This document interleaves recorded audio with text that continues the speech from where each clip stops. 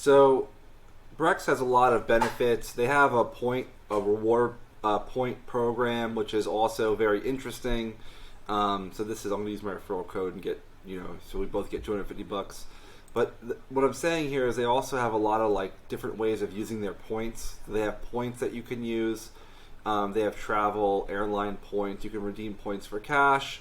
Their points are not extremely valuable, but it's also a little perk that you are going to get some cash back. And this is one hidden perk. For example, if you're getting started in business and you may not have the best credit, but you want to get in the point game, Brex is also a great starting point because they do offer some points for purchases, and they have like reward categories and such, but that's a whole different topic. What I wanted to get into is the benefits as it relates to what we're doing right now. And this is just their perks and discounts. So we'll see here they have quite a few different tools. I just wanted to notice like one or two of them which could be conceived as valuable. Experian is good for credit reporting. That's a different process, but it's good to know about if you want to get your credit under control or just start understanding it. You can get a 50% discount on Experian for the first year. Some other interesting coupon codes in here is a QuickBooks I mentioned before. I'm not going to do a whole QuickBooks review, but I do highly recommend that you register with QuickBooks, or you find some other sort of accounting process to keep track. Like for example, as of right now, we've already signed up for Tossable Digits, which was $7 a month. We want to track that expense. We also signed up for a 14-day free trial, and then into a $6 a month. We have to change the plan, change the subscription down to the lower tier. But we have $6, so like $7.20 with tax per month in monthly expenses moving forward. So we want to make sure we track that data. It's very important. We want to know all of the expenses and all of our income and have some place where we keep track of that. As we scale, it's very important that we have some sort of system or process to track our expenses and to track our income and revenue. There's a famous marketer, he said, what gets measured gets managed. So the first thing we have to do is measure things in order to manage them. So always keep that in mind. Also, we have Microsoft advertising, so when we run Bing ads later on, we're going to use our Brex card because we're going to get a 5% discount on our advertising.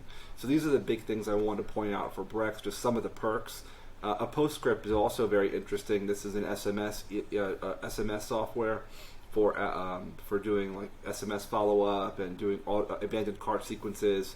So that's a pretty good free trial. 45 days with them is pretty good to set up later on. So there's a lot of interesting kind of little things in here that could be helpful for all sorts of different situations. There's a discount on WeWork. I'm not sure if anyone works from a co-working space or not, but I recommend taking a look at these once you log in. Slack, Pro, Dropbox.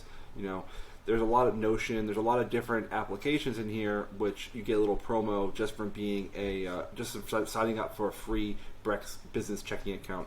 So I do recommend using Brex for these little perks, as it could save you a few dollars here, a few dollars there, and then just to kind of jump into it, just to show you what QuickBooks looks like.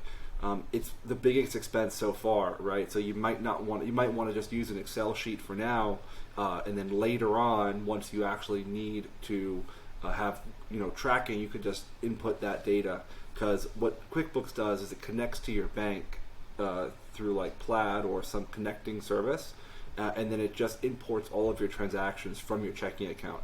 So what you can do is you set up the Brex account, and then maybe you keep track of it yourself in an Excel sheet for the first maybe 30 days, 60 days, 90 days. As you're getting to a point where you're starting to see some revenue and starting to see some sales, then you're going to want to transition to something like QuickBooks or some sort of accounting software. And the reason why this is so powerful is it allows us to outsource this task eventually to somebody who can manage it. Additionally, we're able to very easily create and provide P&Ls and all sort of financial reporting, and it also keeps us on track to have a really clear representation of what our business is doing, because we're going to have to file these transactions. This is not required. I highly recommend it. It's not necessary to get you to the end goal.